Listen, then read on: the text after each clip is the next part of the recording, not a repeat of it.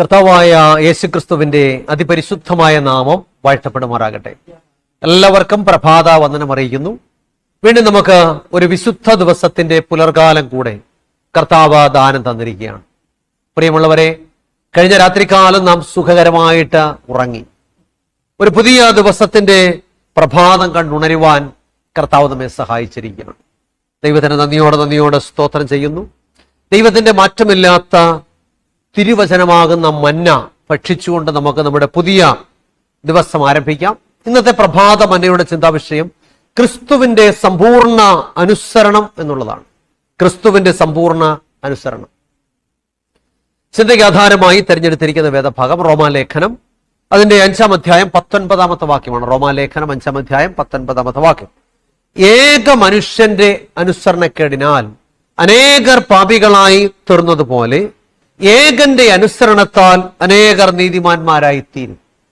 ദൈവത്തിന് സ്തോത്രം. വളരെ സുപ്രധാനമായൊരു വാക്യമാണല്ലോ. ഏക മനുഷ്യന്റെ അനുസരണക്കേടിനാൽ അനേകർ പാപികളായി തീർന്നതുപോലെ ഏകന്റെ അനുസരണത്താൽ അനേകർ നീതിമാന്മാരായി തീരും.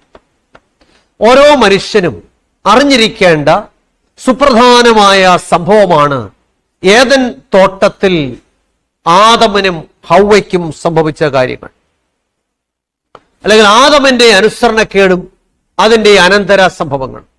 എന്നാൽ അതിന്റെ മറുവശത്തോ കർത്താവായ യേശുക്രിസ്തുവിന്റെ അനുസരണവും അതിന്റെ അനുഗ്രഹങ്ങളും നമുക്ക് കാണുവാനായിട്ട് സാധിക്കും. ആദമന്റെ അനുസരണക്കേടിനാൽ അനേകർ പാപികളായി തീർന്നതുപോലെ കർത്താവായ യേശുക്രിസ്തു എന്ന ഏകന്റെ അനുസരണത്താൽ അനേകർ നീതിമാന്മാരായി മാറി.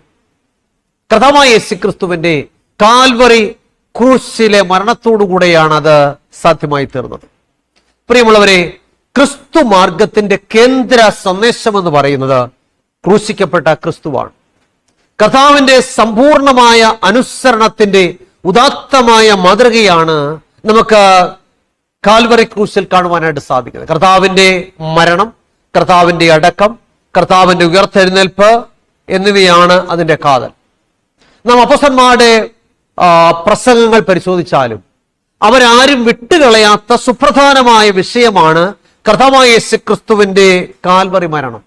കാരണം കാൽവറി മരണത്തിലൂടെയാണ് ഏകന്റെ അനുസരണക്കേടിന് ലോകത്തിന് പരിഹാരം വന്നത്.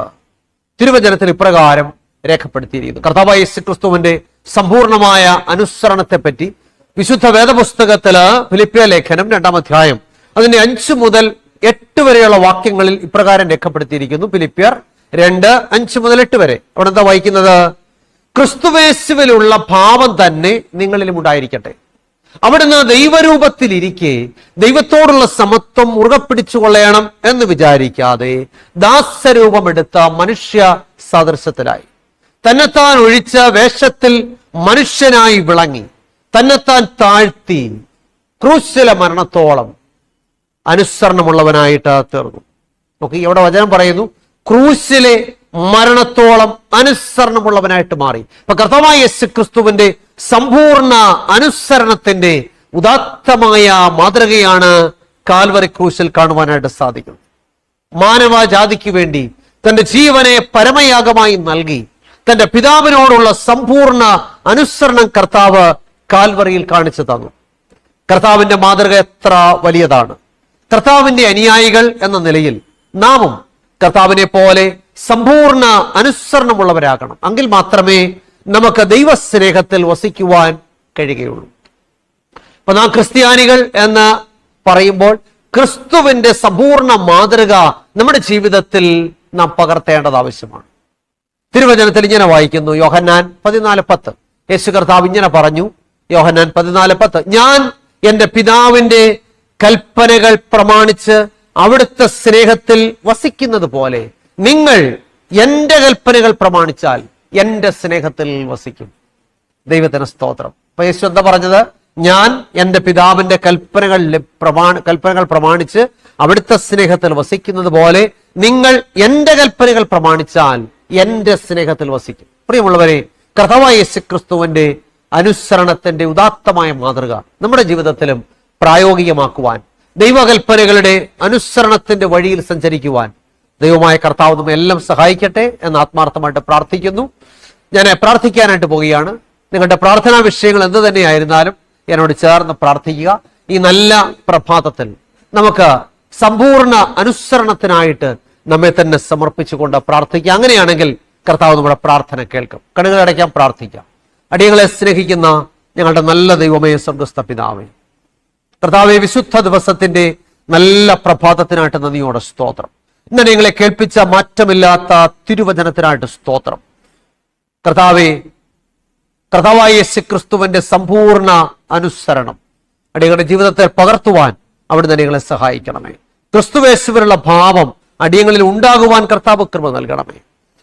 അവിടുത്തെ കരങ്ങളിലേക്ക് അടിയങ്ങളെ സമർപ്പിക്കുന്നു. വചനം കേട്ട എല്ലാ പ്രിയപ്പെട്ടവരെയും കർത്താവ് അനുഗ്രഹിക്കണമേ. പ്രിയമക്കളുടെ ആവശ്യങ്ങൾ, അവരുടെ ആഗ്രഹങ്ങൾ, ഭാരങ്ങൾ, പ്രയാസങ്ങൾ, രോഗങ്ങൾ, കടബാധ്യതകൾ, ജീവിതത്തിന്റെ ആകുലതകൾ, മാനസിക സംഘർഷങ്ങൾ, അവരെ അലട്ടുന്ന എല്ലാ പ്രശ്നങ്ങൾക്കും കർത്താവെ അവിടുത്തെ സന്നിധിയിൽ പരിഹാരമുള്ളതിനായിട്ട് സ്തോത്രം. ഈ നല്ല പ്രഭാതത്തിൽ അടിയങ്ങൾ ഒരുമിച്ച് പ്രാർത്ഥിക്കുമ്പോൾ അവിടുത്തെ ബലമുള്ള കരം വ്യാപരിക്കണമെന്ന് പ്രാർത്ഥിക്കുന്നു.